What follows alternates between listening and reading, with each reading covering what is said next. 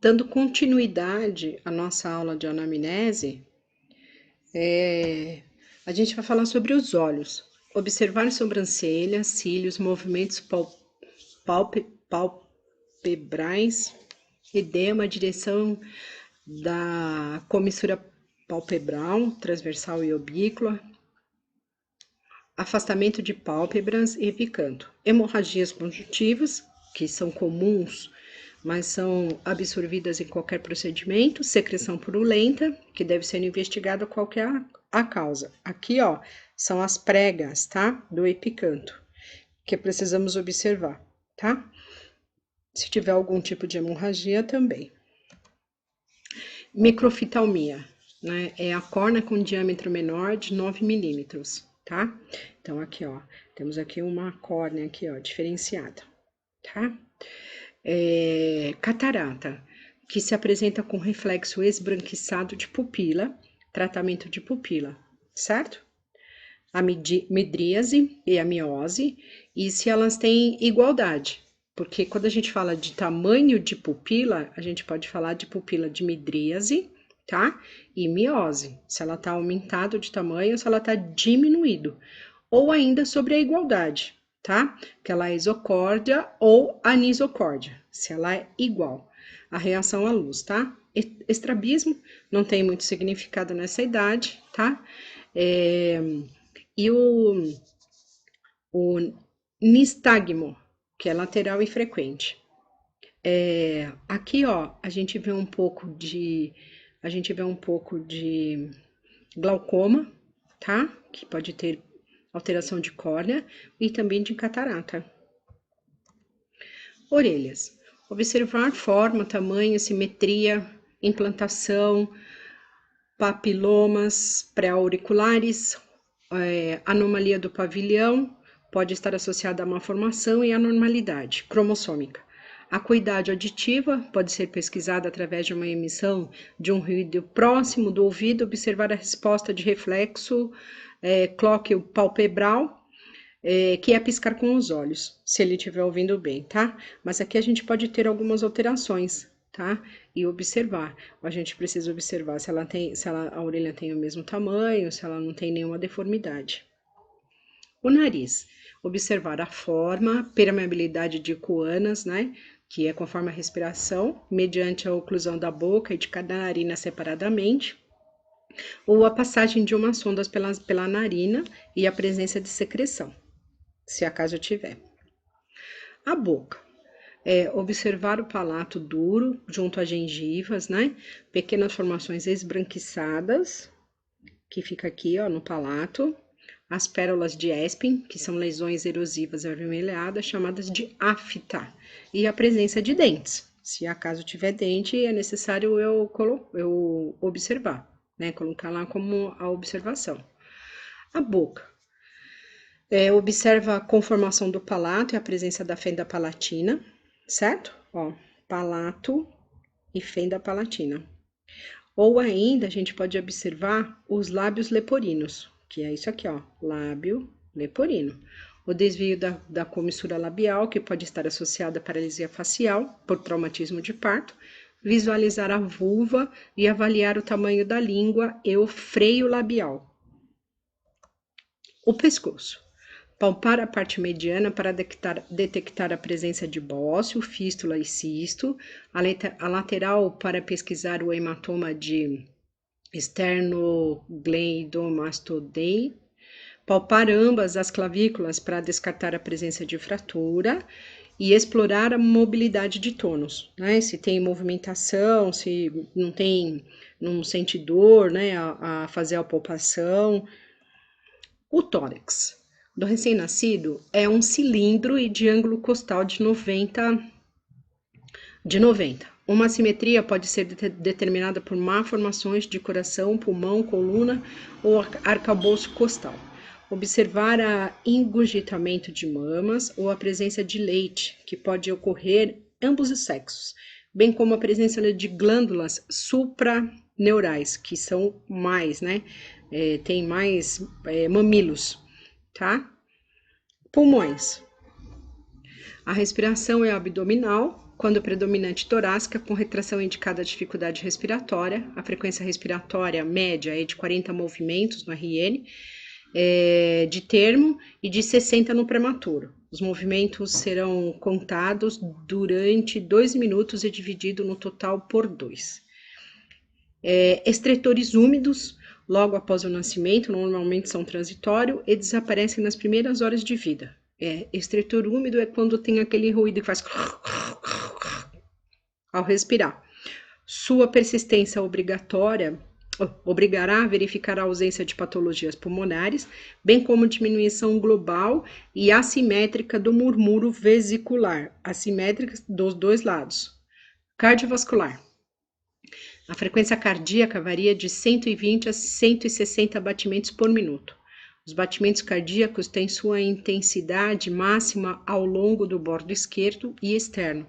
A presença de sopro em recém-nascido é comum nos primeiros dias e podem desaparecer em alguns dias. Se o sopro persistir por algumas semanas, é provável que seja manifestação de má formação cardíaca. A palpação dos pulsos femorais radiais é obrigatória. No abdômen, a distensão abdominal pode ser devida à presença de algum líquido, né?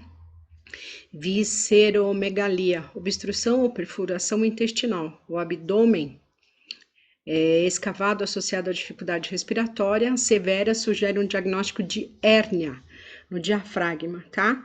Então aqui, ó, quando se tem hérnia no diafragma, observe que o intestino, o fígado e o estômago sobem, né, para o tórax, certo? E aqui, ó, se houver algum tipo de obstrução, identificar no cordão umbilical 2 artérias. Então, temos aqui, ó, 2 artérias, certo? E uma veia, a veia aqui embaixo, ó, veia, tá? Veia. E a presença de onfalocele. Onfalocele é um defeito na parede abdominal, na inserção do cordão umbilical com herniação de órgãos abdominais. Então, tá aqui, ó. Certo? O defeito é caracterizado pela ausência de músculos abdominal, né? Fáscia da pele, coberto por uma membrana avascular, forma uma hérnia, tá? Abdômen. O saco herniano é formado por uma camada interna de peritônio e uma externa de membrana amniótica, e entre as duas existe uma fina camada de geleia, de Walton. A migração das alças intestinais no cordão umbilical ocorre normalmente entre a 8ª e a 12ª semana de gestação. E falha no retorno de alças intestinais para a cavidade do abdômen resulta na formação de onfalocele, certo? A presença de secreção fétida na base do coto umbilical, edema e hiperemia na parede abdominal indica onfalite. Visualizar sistematicamente o orifício anal e, em caso de dúvida quanto à permeabilidade, usar uma sonda pequena. Palpação. O fígado é palpável normalmente até 2 centímetros de rebordo costal. Uma ponta do baço pode ser palpável na primeira semana. Na presença ou aumento das 2 vísceras, a causa deverá ser investigada. O rim pode ser palpado, principalmente do esquerdo. Detectar a presença de massas abdominais. Então, tá aqui, né? O que eu coloquei aqui pra gente ter mais ou menos uma ideia, né? O que a gente consegue. Então, rim, tá? O baço, certo? Fica aqui, ó, né? Então, a gente consegue, fazendo o exame, o exame físico, a gente consegue palpar isso, tá? Na genitália masculina, a palpação da bolsa escrotal permite verificar a presença da ausência de testículos, que podem encontrar-se também nos canais inguinais. Criptorquia, ausência de testículo na bolsa escrotal ou canal inguinal. Então, se o testículo não tiver ainda descido para a bolsa escrotal, Ele pode estar no canal inguinal. Se acaso não tiver, aí tem que fazer uma cirurgia, né? Hidrocele é frequente, e a menos que seja comunicante, se reobservará com o tempo. Fimose é a fisiologia ao nascimento. Deve-se observar a localização do meato urinário ventral ou dorsal. Feminina. Os pequenos lábios e clítoris estão proeminentes. Então, dá para a gente perceber bem, porque eles estão ainda bem visíveis. Pode aparecer nos primeiros dias uma secreção esbranquiçada, mais ou menos abundante e às vezes hemorrágica. Se acontecer isso, a secreção esbranquiçada e tanto, né, se tiver alguma coisa hemorrágica, é normal, mas se for em grande quantidade, precisa levar no pediatra. Pesquisar imperfuração iminal aderente aos pequenos lábios. Fusão posterior de grandes lábios e hipertrofia clitoriana indica a pesquisa de cromatina sexual. Extremidades. Os dedos devem ser examinados, né? Porque eles podem ter polidactilia ou sindactilia. Então tá lá, quais são as alterações, né? Certo? Se for uma sindactilia, os dedos, eles são, os dois dedos do meio, eles são grudados, tá? Uma poli é se tiver mais que 5 dedos, ó. 1, 2, 3, 4, 5, 6, tá? 1, 2, 3, 4, 5, 6, certo? Então é poli. O sind é quando eles são colados. O bom estado das articulações coxofemorais deve ser pesquisado sistematicamente pela abdução de coxas, que é isso aqui, ó, que o médico está fazendo, né? Tendo as pernas fletidas, e pela pesquisa de assimetria das pregas de face posterior e das coxas. Então, eu preciso ver aqui na assimetria, né? Se eles são do mesmo tamanho, se eles estão iguais. Então, aqui, certo? Essas são as manobras, que a gente chama manobra de Ortolani. Extremidades de adução da parte anterior do pé, de fácil redução, deve ser diferenciada no pé torto congênito, onde a redução não ocorre. Presença de fraturas ou lesões, né, que aí leva à paralisia, será avaliada pela atividade ou provocada dos membros, tá? Então, aqui, ó, tem uma deformidade, certo? Mas pode ser que tenha que fazer correção ou não, porque aqui, ó, o pé torto, ele é congênito, tá? E não tem que fazer redução, tem que aguardar. A coluna será examinada especialmente na área sacrolombar, percorrendo com os dedos na linha média, em busca de espinha bífida ou mielomingocele, tá? Se tiver alguma coisa de mielomingocele, tá aqui, ó, bem na região aqui da coluna aqui, ó, tá?